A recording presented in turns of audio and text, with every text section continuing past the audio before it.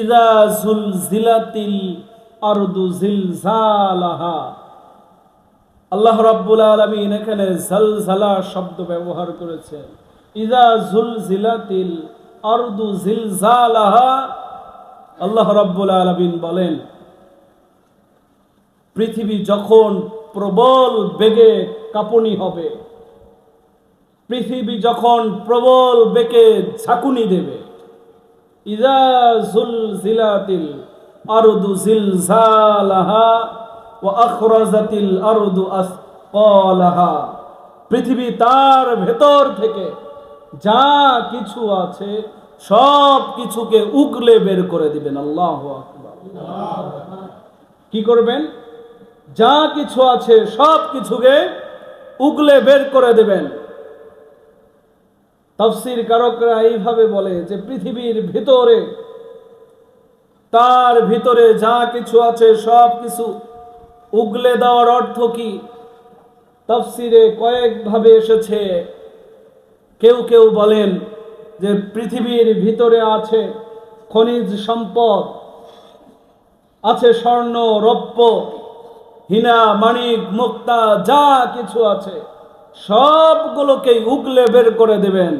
এবং পৃথিবীর মানুষগুলো বলবেন, হায় রে, এই সম্পদের কারণে আমাদের মারামারি, এই সম্পদের কারণে আমাদের কারাকারি, এই সম্পদের কারণেই ভাই ভাইকে চিনি নাই, বাবা ছেলেকে চিনি নাই।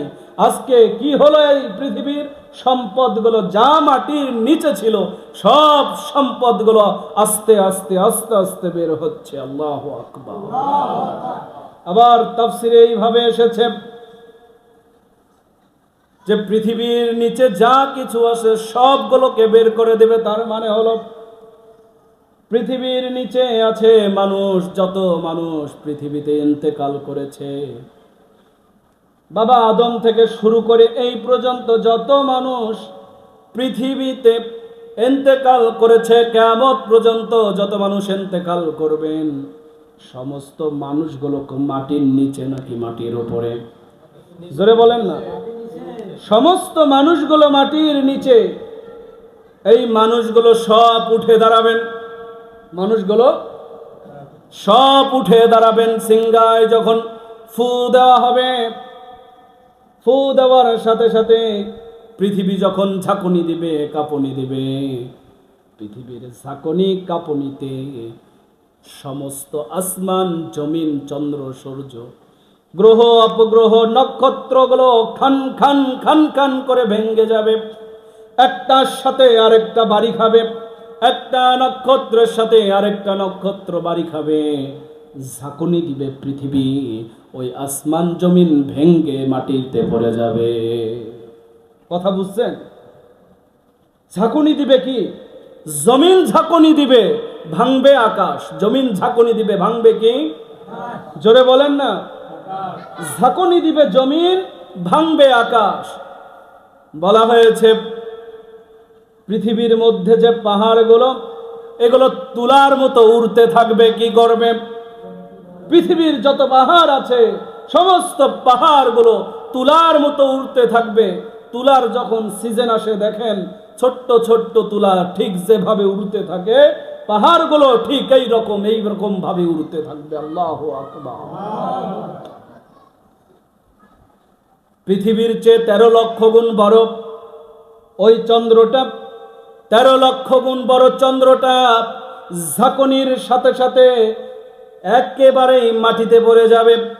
মাটিতে পড়ে গিয়ে পুরা পৃথিবীটা তামা হয়ে যাবে। পুরা পৃথিবীটাই তামা হয়ে যাবে। তামা। পুরা পৃথিবীটা কি হবে? পুরা পৃথিবীটা তামা হয়ে যাবে।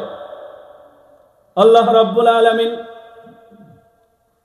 ইসরাফিল আলাইহিস সালাতু ওয়াস সালামকে যখন ফু দিতে বলবেন, ফু দেওয়ার সাথে সাথেই কিয়ামত শুরু হয়ে গেল। সম্মানিত হাজিরিন, তারপর আবার বলবে 40,000 বছর ওই আকাশ থেকে আবার বৃষ্টি বর্ষণ হবে। কি হবে? 40,000 বছর বৃষ্টি বর্ষণ হবে। কেন? যে পৃথিবীতে যা কিছু আছে, উদ্ভিদ যা কিছু ছিল, এগুলো সব মরে, যা কিছু সব শেষ হয়ে যাবে, পচে যাবে, গলে যাবে। সব শেষ হয়ে যাবে এই 40,000 বছর বৃষ্টি হওয়ার পর।